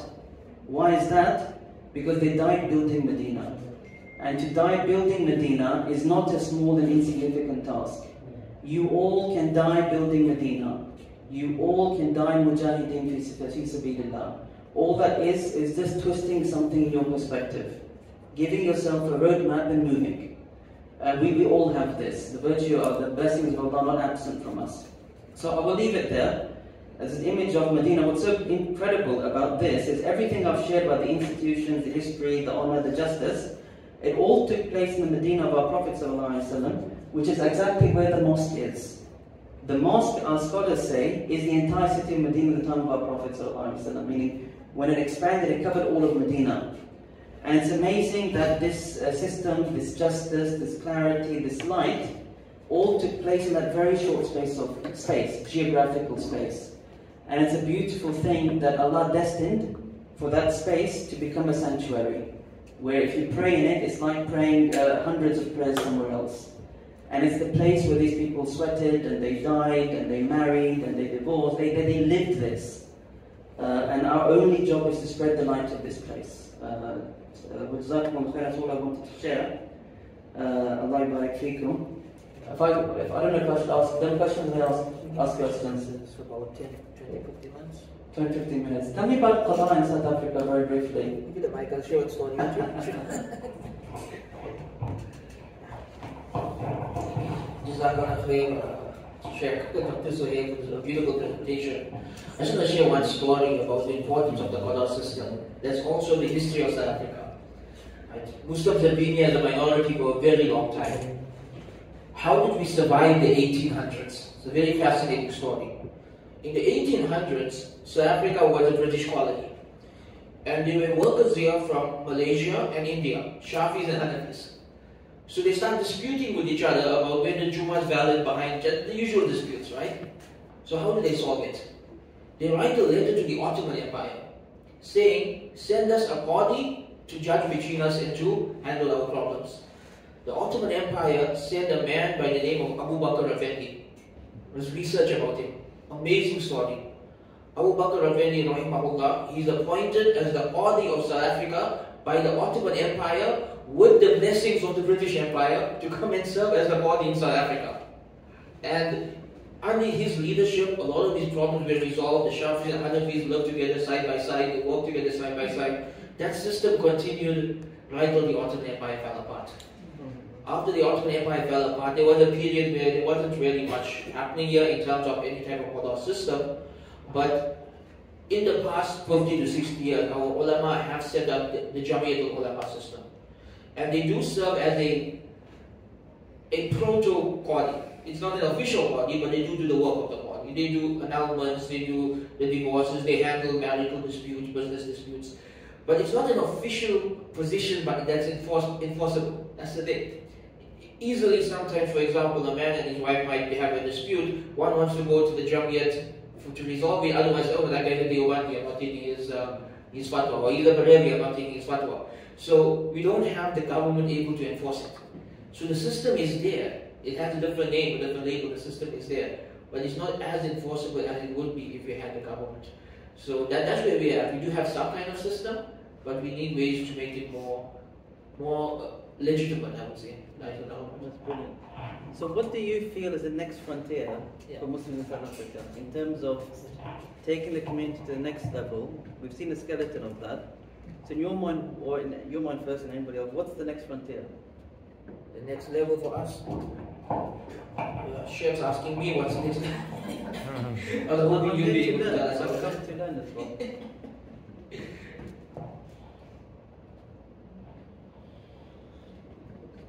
I think as South Africans, our main obstacle to overcome is our sectarianism. I like the idea of a unified Jummah. I think that will be a good step in the right direction. Because right now in this neighborhood alone, there are 10 Jummahs. Guilty of it myself. We have a Jummah here for 20 people, a Jummah here for 50, a Jummah here for 200. And it's hard to get everyone behind one Imam. Right? Because of the sectarian differences especially, and even fiqh differences sometimes. I think if you could at least get each neighborhood behind one Imam, that's a step in the right direction. But our major obstacle right now is how do we overcome sectarianism between Sunni Muslims? Because the sects in our community, Barewi, Yawani, Salafi, they're all Sunnis. It's not like there's any outsider sect. But still, the sectarianism is so deep that it's preventing us from literally reaching the next level. I don't know if you have advice on how to overcome sectarianism. Yeah. I think we can also see what others here have to say. So I don't have specific advice, other than general advice that I shared. But I think it's, if we focus on the Sharia, focus on Ummah, focus on collective duty, the narrative, the recent events in Gaza, why have they been so ground shifting all over the world? It's because Muslims have felt, again, you've been in the most advanced country for this, but have felt powerless and voiceless. And so it's a time for us to use that global Ummah energy to force us to come around the table for common action. And it's to focus on common action, and as much as possible to create these disagreements, because disagreements are healthy in a community, but they have to be academic, meaning scholarly, and we should give them good scholarly spaces to debate. But the social reality has to be about common. So just finding ways to create that separation of the academic and the common purpose. And I think this time of global ummatic concern, we should somehow use that movement to energize all of us. Yeah, question about it. Regarding the issue of the last in Johannesburg, another city in South Africa, the foreign brothers have established something which they call the Mahkama. So it's predominantly among the Tanzanian, Ethiopian, a little bit in the Somalian community. It's based in an area where most of these brothers live. And they've appointed a Qadi who goes, who addresses all these issues that we talk about. And alhamdulillah, it's based on respect for this person, and it seems to be working in that area without any recognition by the local government or anything. But it works within that community, where the Qadi then has people who goes out and investigates issues and then makes judgment on Sharia, using Quran and Sunnah as the basis of how he gives judgment in certain issues. It's starting to extend even into business matters. So it's not just with the family law matters, it's starting to extend into business matters where there's dispute among business people within that community. But it's that community that respect that person that has been appointed by that community as the Qadi. He's obviously somebody who's a scholar. He's got Sharia knowledge behind him, obviously. And he's got people around him also who support him. So it's a concept that's taken off in Johannesburg. I visited the place once. Seems to be running well, but I mean, my knowledge of Qada is far than I would like it to be. It's something to think about. I'm not sure how well it's working, but it's a concept that has been started. No, it's brilliant. Thank you very much for sharing. I think what you're emphasizing is that the ethnic closeness allows this to work. And you're saying to consider that as a stepping stone towards something bigger. So I think that's a very fair observation. Thank you for sharing that. So you asked, what's the next frontier? And I think we're all subjective beings based on our exposure, but I may offer one observation. I think Muslims have become very unmoored, untethered from the community. So you noticed something earlier on where the imperative of Islam is to be involved in local community, not watching Shaykh Abdul Hakim and Hamza Yusuf and Yasir Qadi, which is how a lot of people who are disillusioned or untethered or unmasked from a local community for whatever reason have some proximity to this global, very ephemeral Muslim ummah based on social media and non-real engagement. With due respect to all of those, and I've benefited, like yourself, watched 14 hours of you in the past 4 years, along with Yasir Qadi and the likes. The point being over there is that some people who are untethered will find some tethering, which is virtual, but it's not real.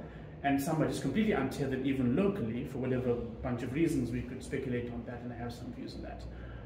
And so a real Muslim community, and this is also in the age of neoliberalism, right? So where communities across the world are untethered, they're falling apart, and neoliberal values mean they're antithetical to Islam. And so I think that, trying to square that circle and recreating ummah, I think is quite important outside of the various manifestations of cult-like followings, which, I mean, maybe cult is pejorative, but that's how it seemed on the outside. So I think recreating communities is where it's required. Your practice, but here you've sort of presented something which makes it more for ummah focused and how we can build an ummah out of the fiqh, which is something that doesn't come through in our teaching of fiqh. It doesn't come through what we learned, and I think that's important to teach when we're teaching the next generation. You spoke about new frontiers. It's something that we need to sort of focus a bit more on the ummah building aspects of fiqh and how it applies, especially when we're teaching our children nowadays and when we're learning sort of new fiqh. And also part of that should be some of the usul, to understand why it's such. Not just, okay, this is the reason you're doing it, but why you're doing it like that, and this is the higher purpose of it. So the education is one of the new frontiers, I think, which needs to happen in the way we're teaching fiqh. Another one is reinvigorating the masjid. So you spoke about the masjids being the center of the Islamic community, and that's, even though we've got many masjids in Durban, in South Africa, they're very much sort of shells where you go and pray in your pajamas in the masjid. Sometimes literally. But it's not, I mean, I worked a bit in Ireland, and there was like a big Islamic center where everything happens. As you said, there's a gym there, there's a restaurant there, and you meet the community, so that's your center. But here, it's not really like that. And it's something which, even though, I mean, it was the basis, you said, without the masajid being established, without the madrasas being established as a first step, I think our sort of new frontier would be to try and reinvigorate the masjid, the masajids, to make them community centers where other sort of things happen from. No, it's really fascinating, and you're correct to note that in our Western countries, like it started in America, I think, it's coming to UK like that, where big mosques are turning into mega centers, where they have, I went to the Boston Grand Mosque or whatever, they had the mosque basketball court, and then the mosque coffee shop, and mosque this and mosque that, and you know.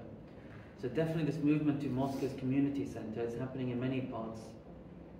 All I will say is, as we are considering solutions, it doesn't have to be that way. What has to be is the content, meaning places where Muslims can come together. In the case of the mosque basketball court, it's a safe place where Muslims can do sports, have fun, praying is made easy for them.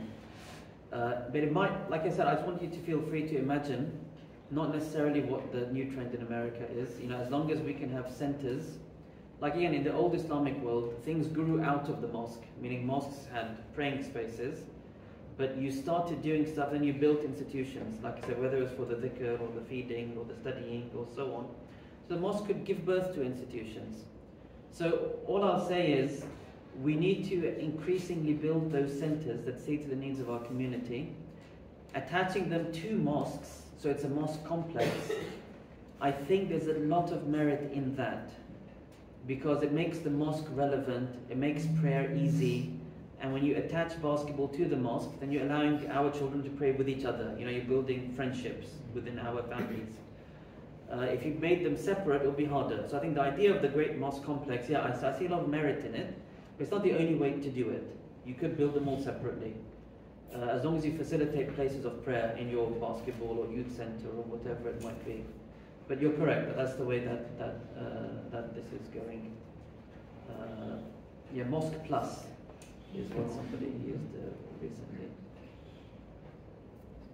So I have a question, actually.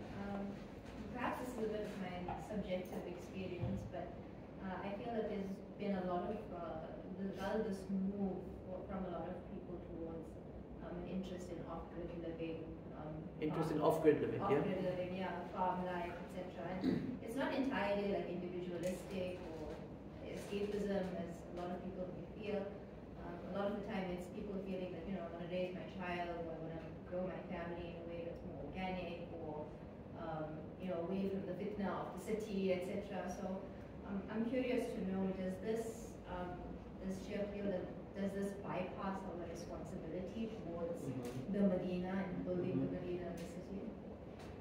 It's a fabulous question about living off the grid.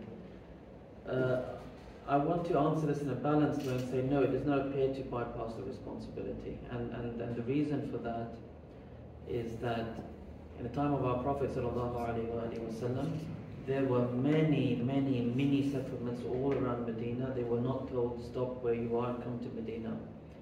But Medina was there in their midst. So they were like tribesmen who lived in plantations across from Medina. They were meant to have their own mosques. But when there was Friday prayer came, then they were meant to not pray there, but then come to Medina and pray Friday prayer. So the idea is the community, always the people who end up going off the grid will be small groups, because you otherwise it becomes a city anyway. If you've got 100 Muslims off the grid, you're going to have to build a mosque and some way to make up. You're already building your own Medina off the grid. So if off the grid means a good group, then you're already doing it. You'll build your community there. And if off the grid is not a big group, then it's fine. You've gone to a place to protect yourself, but the community who are on the grid, who are living in large numbers, still have a duty to build. And they will be the anchor for those people, just like those people off the grid might be an anchor for them. Because people off the grid, if I can use your phrase, that is, they will, it's like, again, Islamic history always had that. There were the Bedouins, no one was ever told come out of the desert. Yes, Islam built cities. The Sharia is the code of cities. There's no doubt about it. Islam is civilizational. There's no doubt about it. But there's never an instruction that Bedouins can't be Bedouins and nomads can't be nomads and farmers can't be farmers. None of that. They will live their way. They might not have the full zakat. They probably definitely can't do Jumu'ah. They can't do this, can't do that. That's fine. There's no sin in that. They're living in that way. They're allowed to live in that way. And for many people, yeah, the hadiths of the end of time, literally occurred to me the other day. I went to this, I can't pronounce it, I'm going to say Shulu way. I don't know how to say the word. Yeah, don't even try. A lot of people tried teaching me, I got very confused. But there were so many little villagey places, little round houses, and like loads of them. And I imagine thinking, I don't think that Dajjal will manage to enter all of them. Because that's what the hadiths are about the end of time. The Dajjal's fitna is in cities, because the city is the grid. He'll penetrate the grid. These little, there's so many settlements I saw, just people living what has to be really simple lives, really basic lives. These are the people, it seems like from the hadith, the Dajjal won't have that much concern for them. No one cares about them. No one cares what they think. They don't inform any opinion. And so going off the grid is a virtue at the end of time. There's no doubt about it. And because of that, if someone chooses that for themselves, no one has the right to stop them. But at the same time, it's not easy, and the rules will be particular for them. Where Muslims form a settlement, they have to live in the code that we've looked at. That's the summary.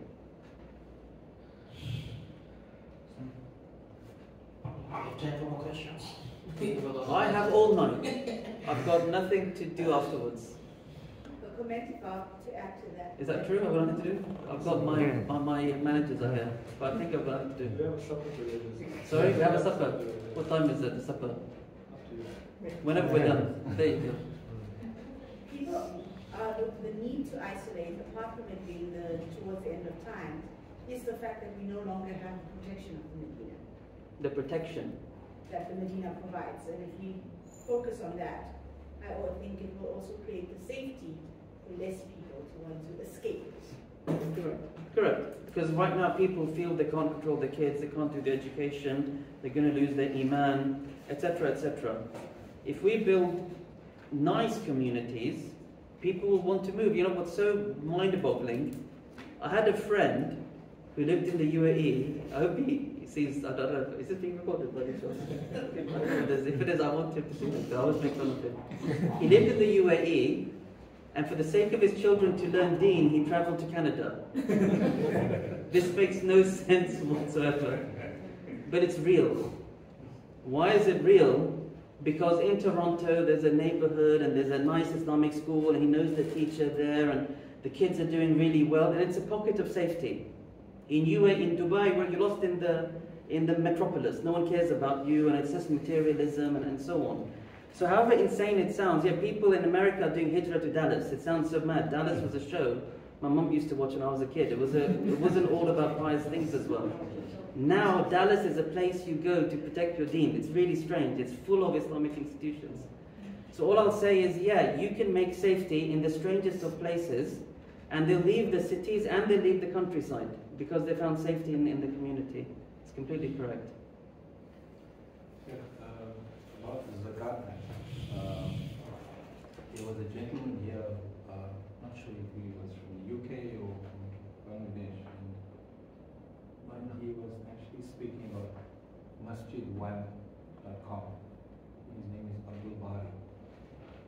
And he had a very unique way of networking the communities. So it starts with the masjid. So we have a database of Musallis, not by name, but by profession, or by what you're stressing. And sorry, he was from India. And because of the persecution of Muslims by the BJP in India, this is what the Muslims did. And they actually formed networks for each masjid.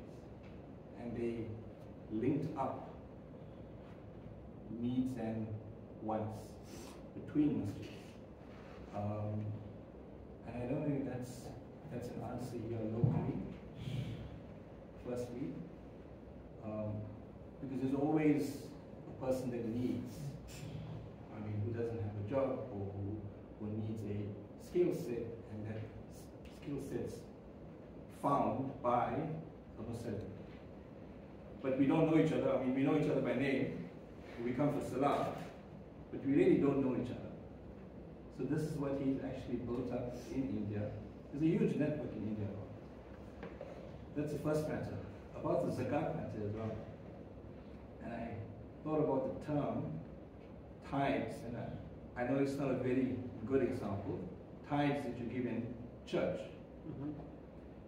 But because you brought them up, because you stressed about prayer and zakat as one, should it not be the case that at the moment nobody knows where they give their zakat? If you go for prayer, Jummah, everyone does their own thing about the zakat. Everyone gives to wherever, but not in the local area. Should it not be the case that we should now give responsibility to the imam and say, listen, this is your area, this is the community, this is the Musallis, and why don't we do that? I'm just putting it out there. Yes, thank you very much. So just on your second comment about organizing local zakat, you see it's tricky, because I've come to you from first principle and saying you want to build local community, I use the phrase city-wide solidarity. In the UK, we're starting this from zero, meaning the National Zakat Foundation that I'm with, we offer a support across the UK. We haven't developed city-wide presence.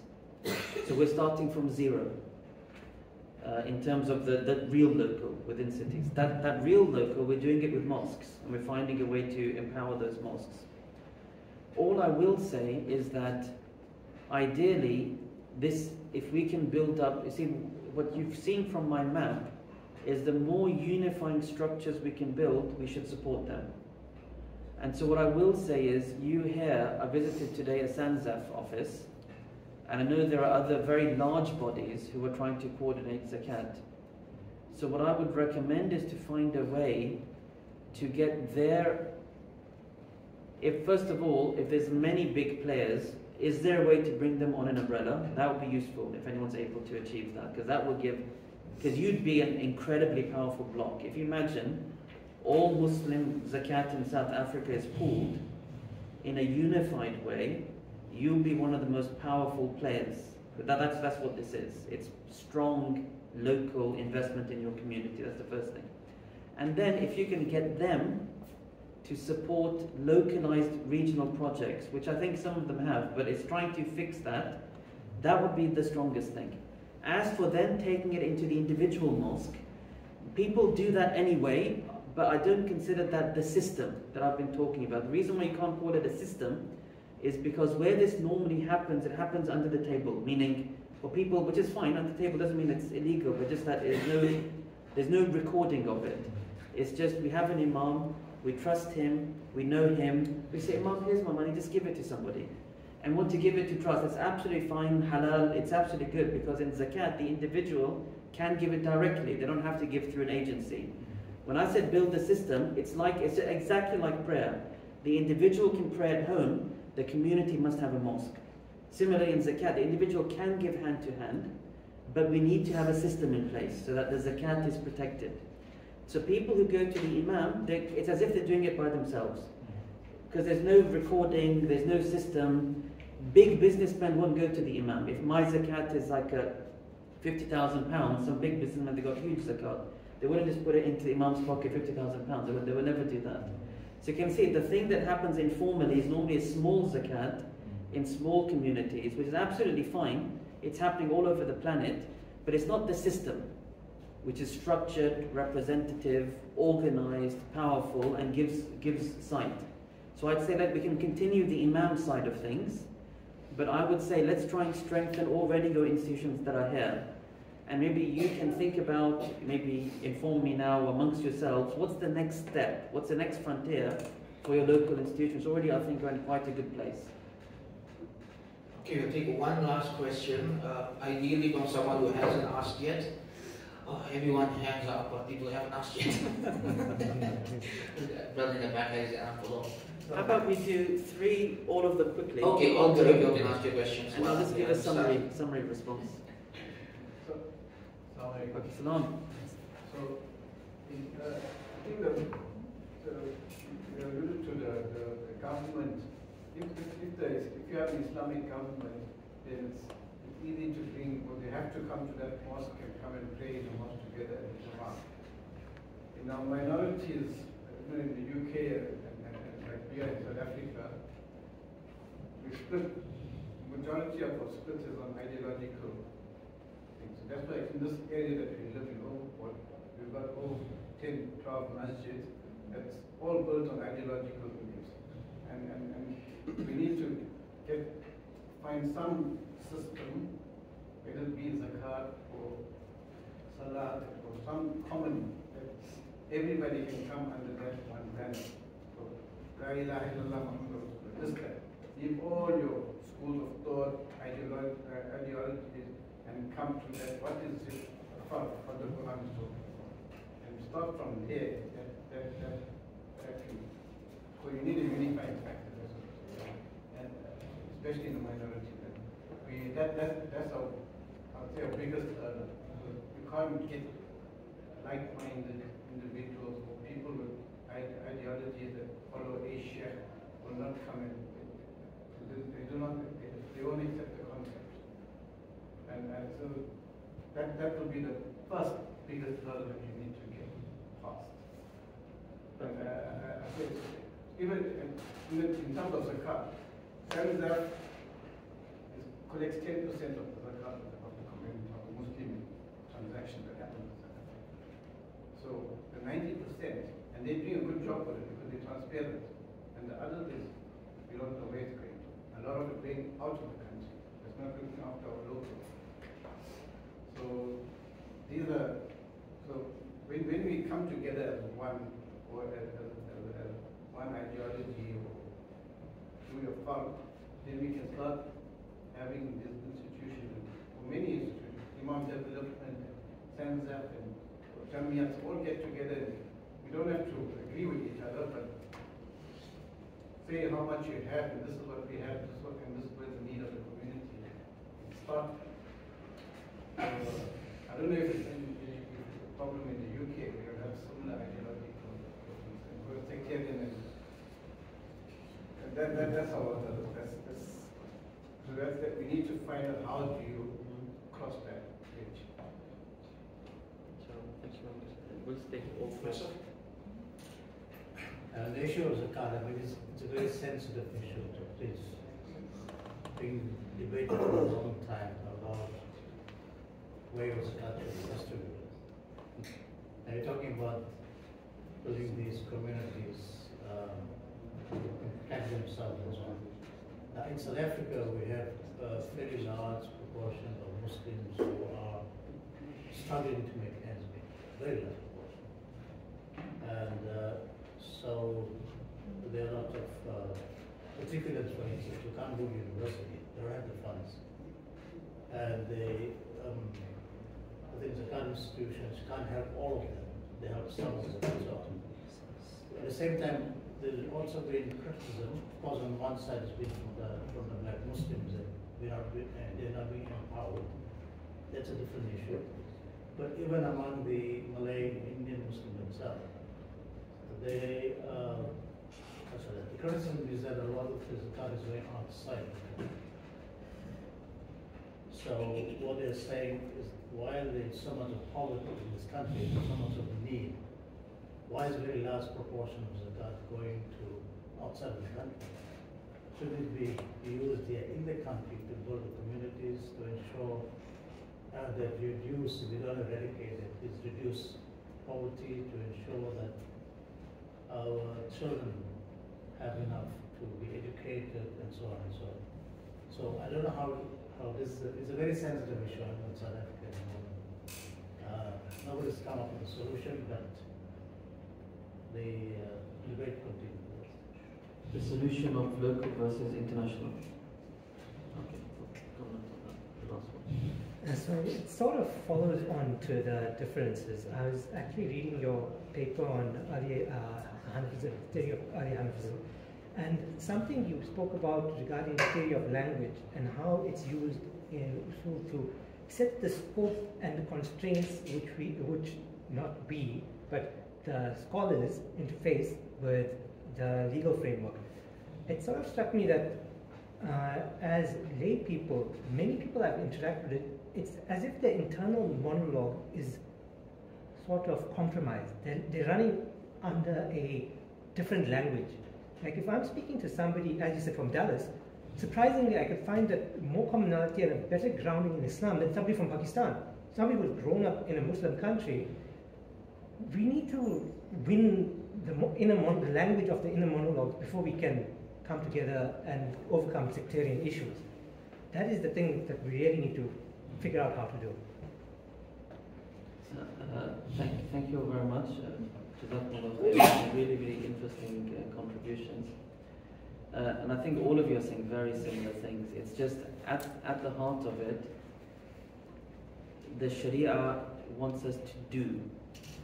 And I think it's the doing that we have to focus on.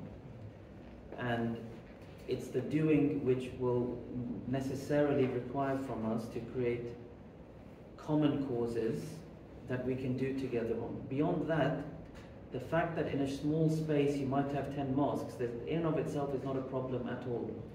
Many of our great Muslim cities were built like that. People just wanted the reward of building a mosque, and on every corner you'd find mosques, and you'd find little mosques, and this mosque and that mosque. And the fact you got lots of, anything again in the Madinah of our Prophet ﷺ, there'd be mosques of the various plantations. They weren't expected to walk half an hour for every prayer. Because if you don't make prayer easy, then the people won't get group prayer. So if you can have on every street corner a mosque, so that literally within a 2-minute walk you can pray in a group, there's no harm in that. That's a good thing. So the multipleness of this is not in and of itself an issue. But the issue is to make sure that we've identified our common causes, our necessary common causes. The Sharia lays the foundation for, and then from that we can figure out everything else, which could be issues of political participation or welfare support or matters of worship and fasting. We need to make them the spheres of our collaboration, and to do that we need to support and develop our umbrella bodies. As for the next, UK is very similar in all of this. What I've noticed in the UK, the same thing will be here as well, is that when you pass to a next generation, you get two types of people. One type who are even more extreme than the last, and one type who just want to do something better than the last. So you'll find this fracture. More extreme, more mellow. And so it's the more mellow or the more focused on what can be better, you're forming what I can see as a critical mass of such people. They've been through Darul Uloom, but they want to engage their learning better, to do more with it. Not 100% of them, but 30% of them will be like that. We have to invest in that 30%, that's all. Because these are tomorrow's leaders, and the goal of a strong central umbrella bodies, good organizations, good activity, is not to get all 100 graduates of every institution on the same page. Is that the really committed ones, the smart ones, the ones who are really thinking about community, they should be given a platform. It could involve funding, it could involve education, it could involve empowerment. They are the future. It's as simple as that. And I think we have to figure out the right ways to invest in education, which ties into the comment over here, which is true. Education is going to be critical, but you don't wait. You don't say, let's build the best school, and then that's a 200-year plan, if you like. We have to build it while it's moving. That's why the Sharia is about doing. Do. The doing will solve half of the debates if we really think about what we presented today. And you build the institutions that will create a better language. And you're completely right, because the language of our current institutions are the language of a colonial period.